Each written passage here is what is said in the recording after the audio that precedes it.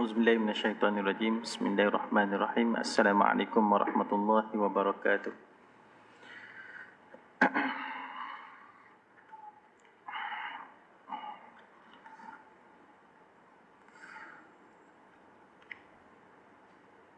Alhamdulillahirabbil alamin wa bihi nasta'in wassalatu wassalamu ala asyrafil anbiya'i wal mursalin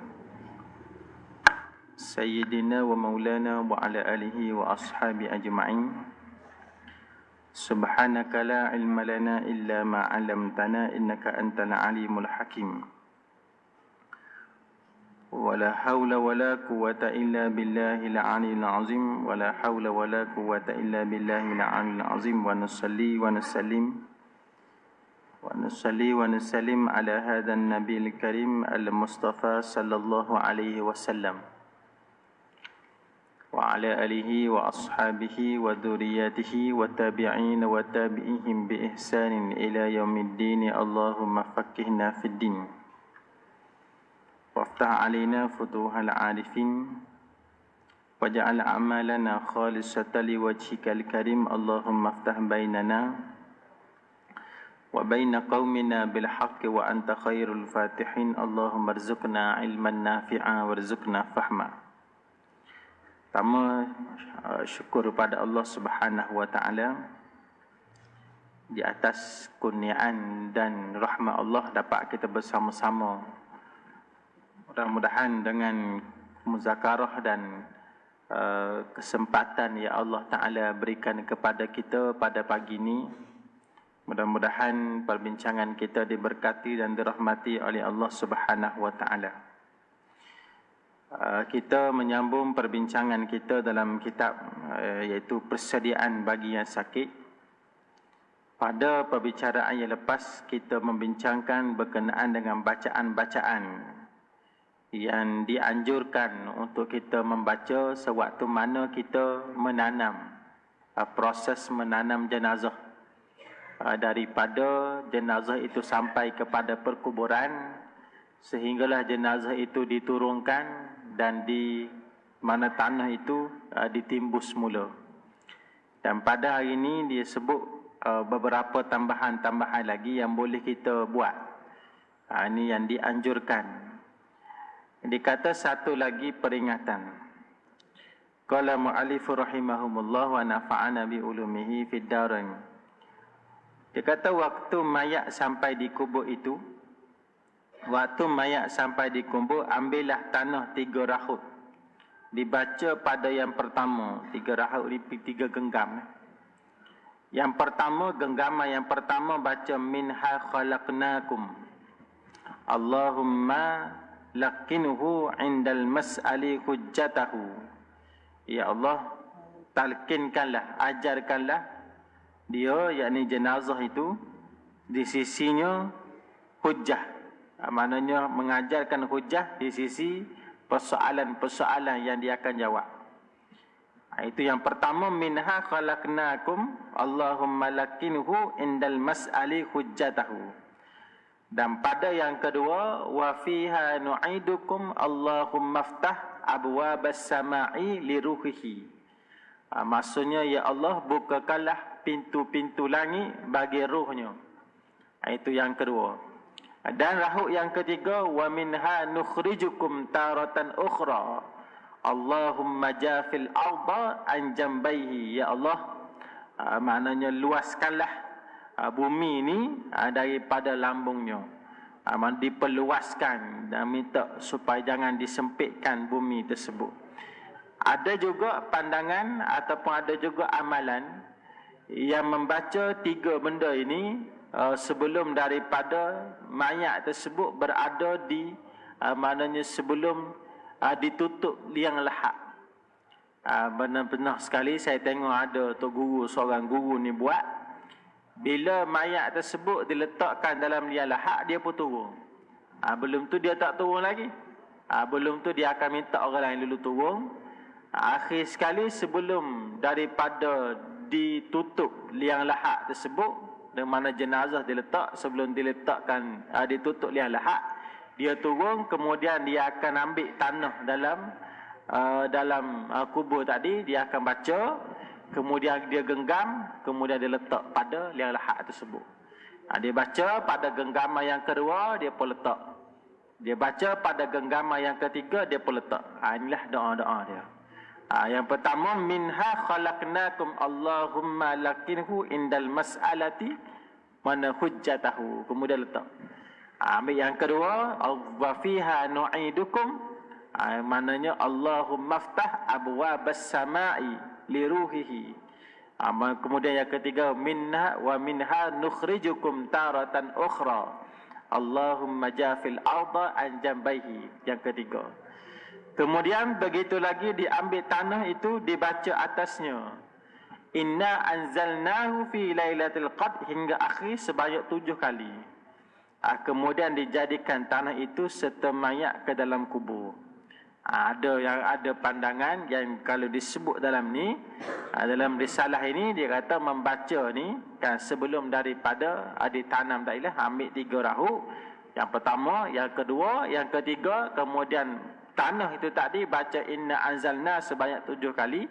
Kemudian tanah yang kita pegang tersebut diletakkan dalam kubur. Ini yang disebut dalam ni. Cuma yang saya sebut awal-awal tadi, itu yang dibuat oleh seorang guru dulu. Apabila guru ni dia maknanya menguruskan jenazah puak saudara kan, dia turun last sekali dia buat 3 benda tadi. Ini di antara doa dia lah. Maknanya kalau kita tak turun dalam perkuburan tersebut, dalam kubur tadi, mana kita ambil 3 rahu kan, kemudian kita pun baca yang pertama, yang kedua, yang ketiga, kemudian baca inna anzalna sebanyak 7 kali. Kemudian kita letakkan di dalam kubur tersebut. Dijadikan sebagai tanah lah untuk maknanya ditanam dalam kubur tersebut. Itu tuan-tuan yang dirahmati oleh Allah. Ini kita boleh jadikan benda yang mudah saja. Ataupun kita baca minha khalaqnakum wa fiha nu'idukum wa minha nukhrijukum. Kalau tak ingatlah dia punya doa kan, maknanya ini adalah daripada surah Taha. Minha khalaqnakum, daripadanya, yakni daripada tanah lah kami menjadikan kamu. Wa fiha nu'idukum, daripadanya lah jugalah kamu akan, maknanya kami kembalikan kepada tanah. Wa minha nukhrijukum, dan daripada tanah jugalah kamu akan dikeluarkan di padang mahsyar nanti.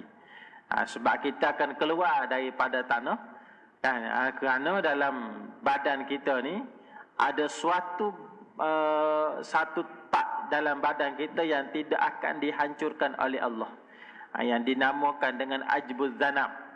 Yang mana ajbuz zanab ni buatlah macam mana sekalipun dikenakan dengan haba yang tinggi, daya yang kuat, dia tidak akan hancur. Dan daripada ajbuz zanab inilah manusia akan keluarkan seolah-olah seperti mana ulat daripada di padang mahsyar nanti akan berbentuk manusia, dan keadaan dia maknanya dia akan tengok bagaimana kita meninggal dunia tersebut. Ini tuan-tuan yang dirahmati oleh Allah. Mana Allah Ta'ala boleh buat yang baru pun Allah Ta'ala boleh buat kan. Nak cantumkan semula tulang-tulang itu mudahlah bagi Allah. Tapi Allah Ta'ala tinggalkan benih yang disebut dengan ajbuz zanab tadi. Supaya apa? Supaya kita ni rasa yakin, tanda.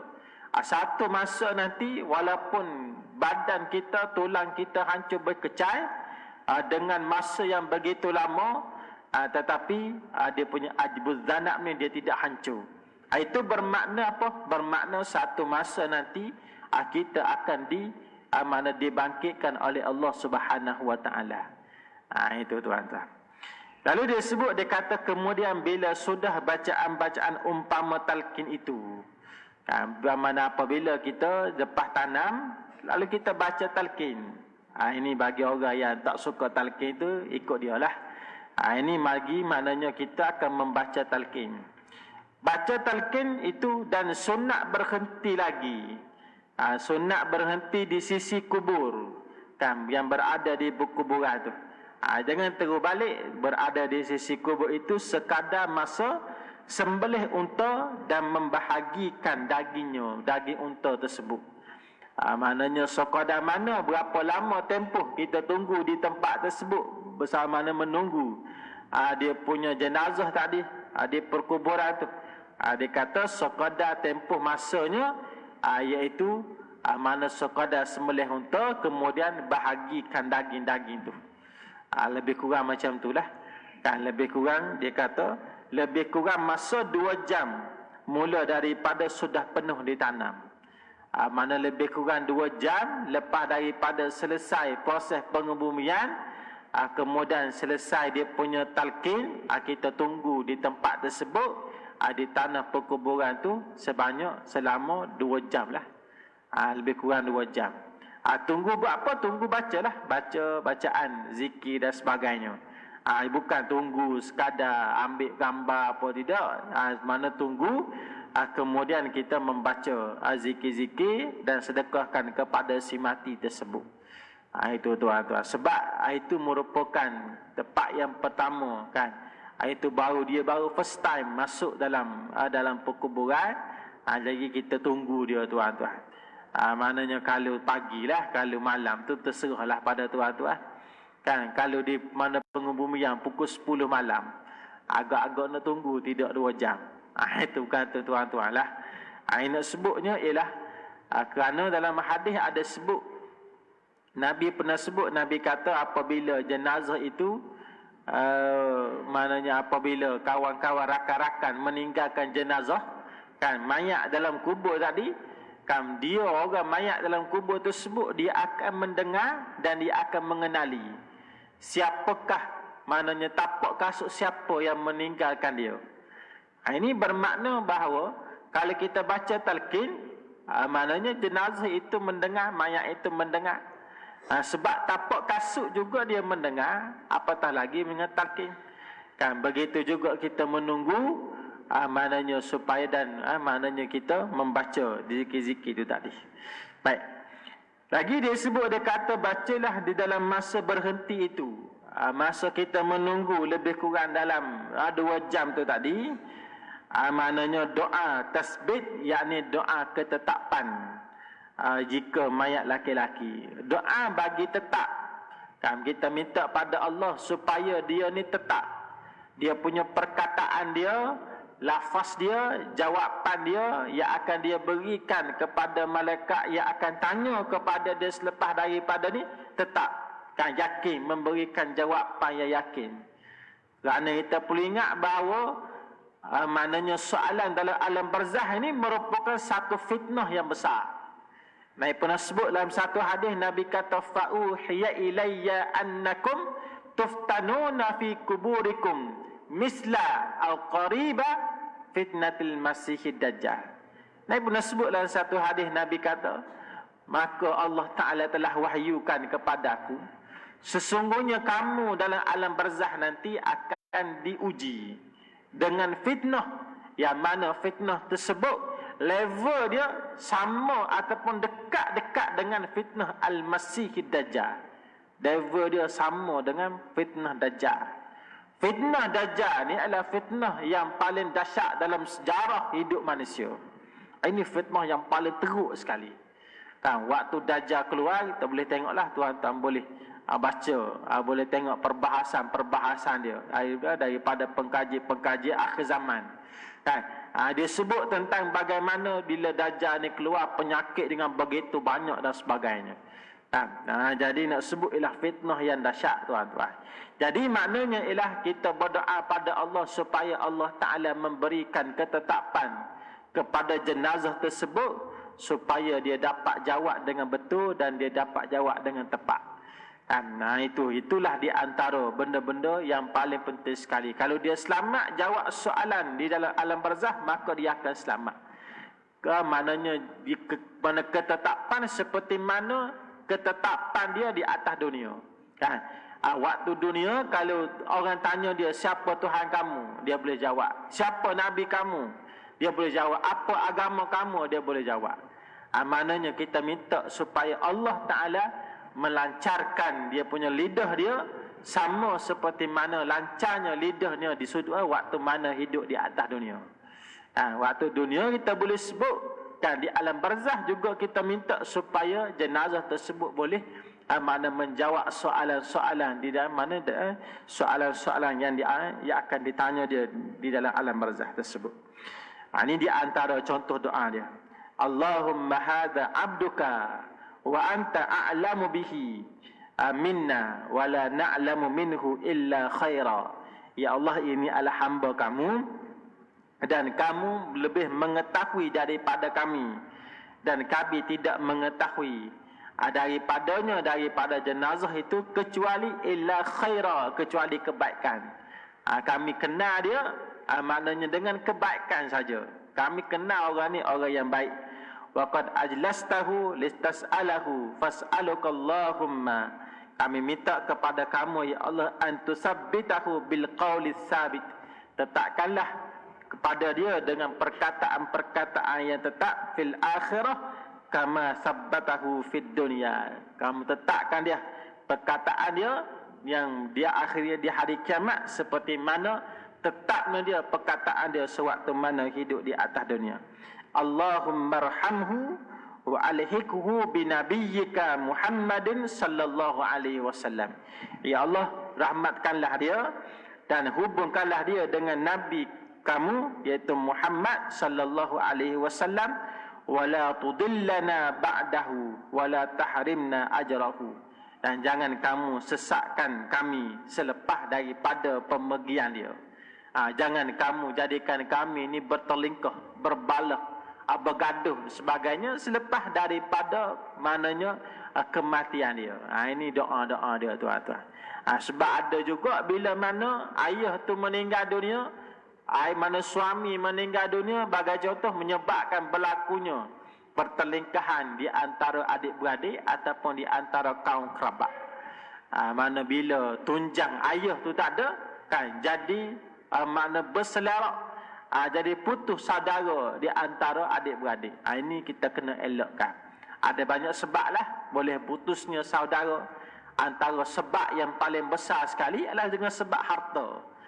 Dengan sebab pembahagian harta pusaka. Ini banyak tuan-tuan benda yang berlaku banyak. Benda harta pusaka ni boleh jadi berbalah, boleh jadi bertelingkah, boleh jadi putus saudara tuan-tuan. Boleh sampai satu tahap ada orang yang maknanya jadi stres, jiwa dia jadi serabut, tak tenang dengan sebab harta ni. Ada satu kisah ni tuan-tuan, seorang suami ni dia kahwin dua.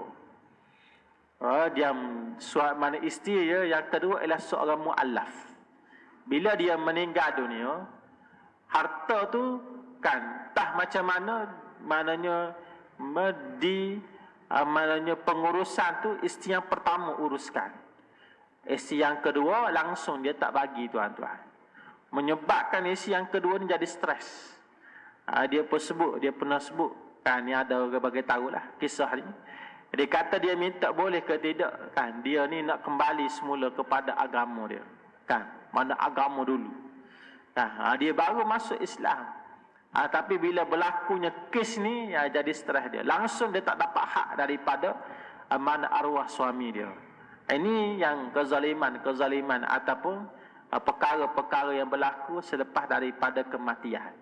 Jadi benda-benda sebegini tuan-tuan kita mintalah, kan maknanya bila kematian tunggak dalam keluarga tersebut jangan jadi berbalah, kan jangan juga ada dihadirkan dalam kalangan kita orang yang dekat dengan kita dalam hidup kita untuk menimbulkan dia punya untuk menimbulkan perbalahan dalam keluarga kita. Kok maknanya kita duduk dalam adik-beradik dah okey dah, mana pembahagian harta, tiba-tiba ada orang lah, maknanya tiba-tiba orang luar pula datang, entah datang daripada mana, hasut kan menghasut kita. Dia tanya pembahagian harta ni kena ke tidak, adil ke tidak pada kamu, kan kamu yang paling baik sekali dengan ayah kamu, kamu yang paling banyak jaga dia, tiba-tiba kamu dapat sikit. Ni tak betul. Ini di antara suara-suara sumbang, suara-suara yang boleh memecah belahkan maknanya umat Islam dalam keluarga tersebut, kan maknanya ini adalah di antara usaha-usaha yang jahat, kan fitnah-fitnah ataupun dia punya usaha-usaha yang Boleh kita ibaratkan mereka ni adalah kehadiran mereka menjauhkan kita daripada Allah Subhanahu Wa Taala. Kalau ada orang sebegini, tuan-tuan, dalam masyarakat kita, kita kena buang, kita kena tolak orang-orang sebegini.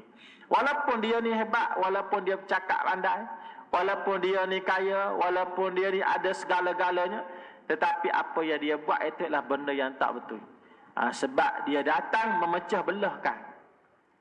Mana memecah belahkan. Lebih-lebih lagi memecah belahkan umat Islam. Ini maknanya ini yang dilarang. Kalau memecah belahkan musuh Islam, dia pecah belahkan. Ini bagus. Ini terbalik, dia menyatukan musuh tetapi memecah belahkan umat Islam. Ini tak betul. Ini satu cara yang tak betul. Sepatutnya cari titik persamaan, supaya bila bersama ni, kan, bila umat Islam dia bekerjasama, dia ada ikatan, maka dia akan jadi kuat. Dia akan jadi seperti mana satu binaan yang kukuh lah. Itu tuan-tuan. Sikit lagi. Dan sunat dijirus atas kubur itu dengan air semata-mata. Mana dengan semata-mata air, dengan air biasa. Kan, dijiru di atas kubur tadi untuk nak bagi dia punya apa, dia punya tanah tu jadi mampak, jadi kemah, kan. Yang bersih kemudian, maknanya semata-mata air yang bersih. Kemudian ditanda dengan batu, kan, di mana ditanda dengan batu. Bukan dibuat binaan, tapi ditanda dengan batu. Dan lagi sunat dihimpun. Ini sunat dihimpunkan, dihimpunkan mayat tadi, kan, jika kemudahan kerabat mayat itu maknanya bersatu tempat, kan, maknanya kita himpunkan adik-beradik kaum kerabat di suatu tempat. Kalau kubur tu di satu tempat, maknanya tepi ayah tu adalah mak, tepi mak tu abang, tepi abang tu adik, ataupun pak saudara, datuk, nenek sebagainya, kan. Contohnya dalam kubur tersebut luah, kan, mana tiba-tiba tahun ni ayah meninggal dunia, 5 tahun pula yang akan datang mak pula meninggal dunia, lalu kita tanam mak tu dekat dengan kubur ayah. Sebab apa? Sebab dia kata mudahlah untuk kita pergi ziarah. Ini kalau boleh lah tuan-tuan. Tapi kita tidak boleh untuk booking, kan. Kalau tanah wakaf tak boleh booking, kan. Tiba-tiba bila ayah tanam di tempat tersebut, kita pun bagi tahu pada penggali kubur. Kita kata ni tempat ayah, yang mana ni tempat mak saya pula ni, kan. Di mana di tempat ni jangan tanam orang lain kecuali kaum kerabat saya saja. Tak boleh lah. Sebab tanah wakaf. Melainkan kita tanam di dalam tanah kita sendiri. Tanah kita sendiri, dan dalam tanah tersebut kita nak buat apa, buatlah tuan-tuan. Itu kalau tanah kita sendiri. Kalau tanah wakaf tak boleh lah. Cuk, kalau kita booking tak boleh lah, kan. Ini tuan-tuan, mana supaya mudah untuk kita ziarah, kan. Bila kita masuk pada perkuburan, kita pergi pada satu tempat, jadi mudah lah. Tapi kalau kubur ayah di sebelah kiri, mana sebelah kanan, kubur mak sebelah kiri ujung tu jauh pula, takut bimbang-bimbang kita ni, hak jarang dah pergi pada tanah perkuburan, jadi duduk pagar saja. Atau kalau pergi sebelah kanan, kena beli sebelah kiri pula, malah. Lihat jadi malah. Ini kalau tidak, pergi pada satu tempat saja, itu mudah. Ini sekiranya kita mampu untuk buat, kan. Dan lebih baik kubur itu di tempat kuburan ramai, di tempat perkuburan orang ramai, bukan di tempat persendirian. Supaya apa? Supaya jadi banyak doa-doa orang yang lalu. Bila tanah perkuburan tersebut, orang lalu, orang bagi salam, kemudian orang baca doa, ini bagus. Itu ramai, supaya jadi banyak doa-doa orang yang lalu.